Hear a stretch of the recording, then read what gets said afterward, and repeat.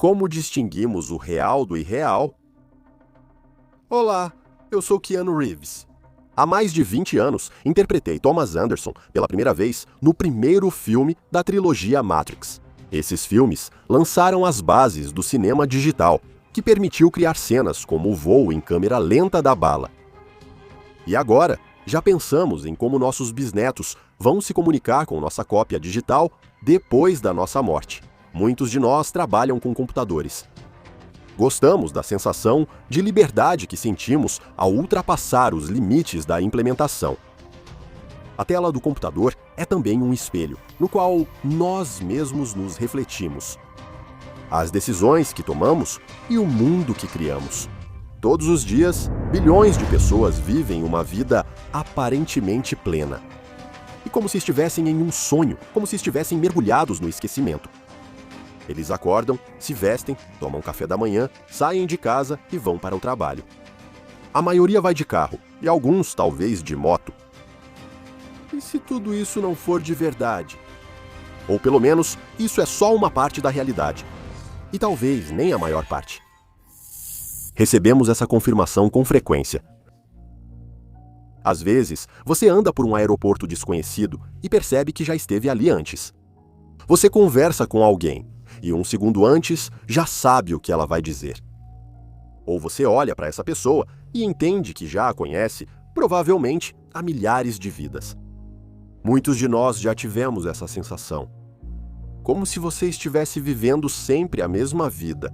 Como em um videogame, depois de uma tentativa fracassada, você volta ao ponto de partida. Aqueles que acreditam em reencarnação e vidas passadas dizem que, antes de uma nova encarnação, a pessoa vê toda a sua vida. E ao longo da vida, a pessoa relembra cenas do filme, que já foi mostrado antes. Mas nem imaginamos o que está preso na armadilha dos ciclos repetitivos. Tudo isso, geralmente, é chamado por uma palavra francesa, déjà vu, como se, ao inventar um nome para uma falha na Matrix, tudo ficasse claro para todos, e a mente, ao ouvir a palavra código, se acalmasse.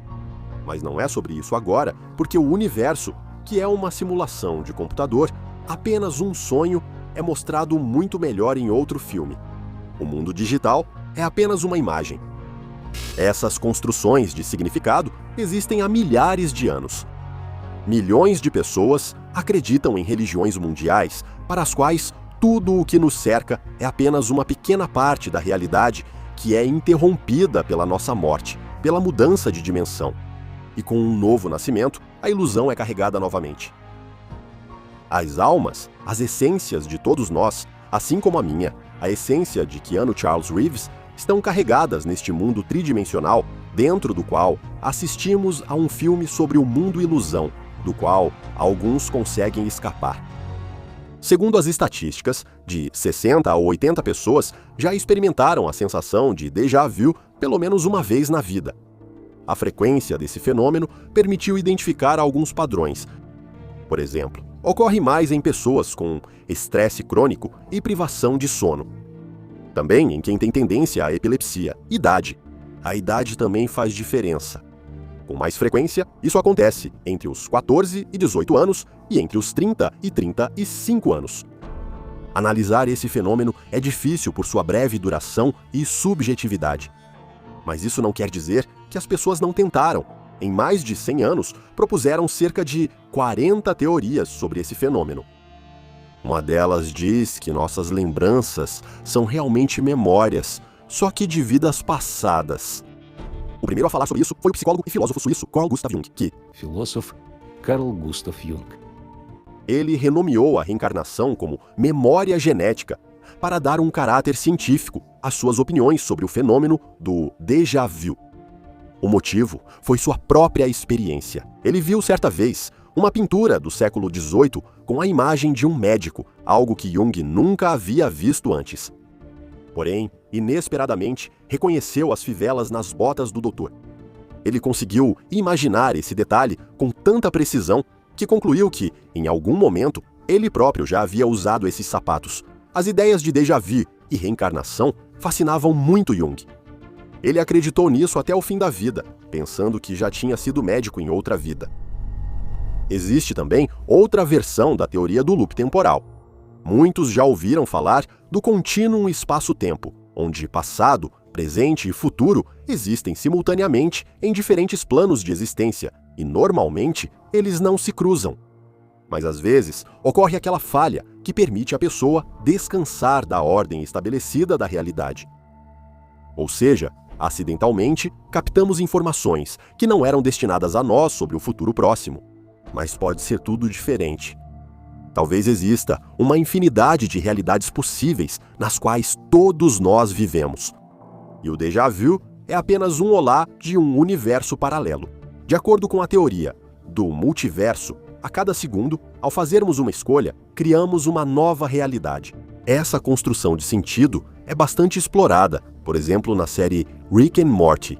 Digamos, se você decidiu de repente, em vez de ir trabalhar, visitar um abrigo e brincar com filhotes, então você entra exatamente na realidade em que vai passar esse dia no abrigo, e não na linha paralela da realidade em que, como de costume, foi trabalhar. Mas quando algumas linhas do futuro se unem em um ponto, pode ocorrer uma sobreposição de versões do futuro umas sobre as outras, e como resultado, surge o déjà vu.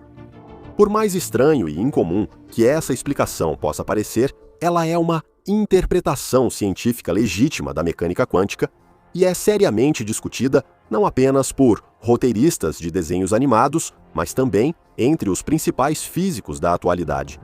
Outra teoria é a teoria do holograma.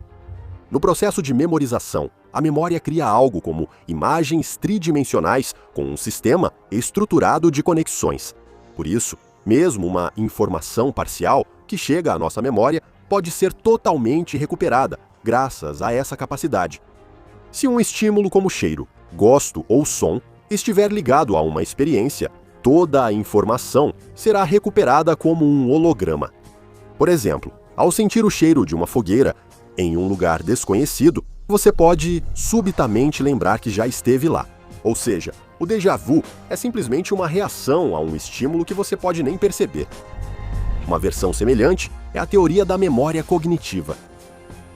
Hoje, nos círculos científicos, é comum distinguir 3 níveis de memória: memória reprodutiva, de reconhecimento e facilitadora.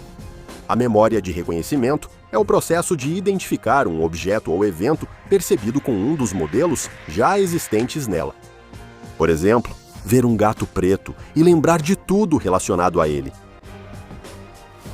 Em outras palavras, nós lembramos de alguns detalhes, mas não lembramos o suficiente para reproduzir tudo exatamente. Por isso, o cérebro mesmo preenche, reconstrói, a partir de sua base, uma nova versão do passado. A teoria da atenção dividida é bastante próxima dessa visão.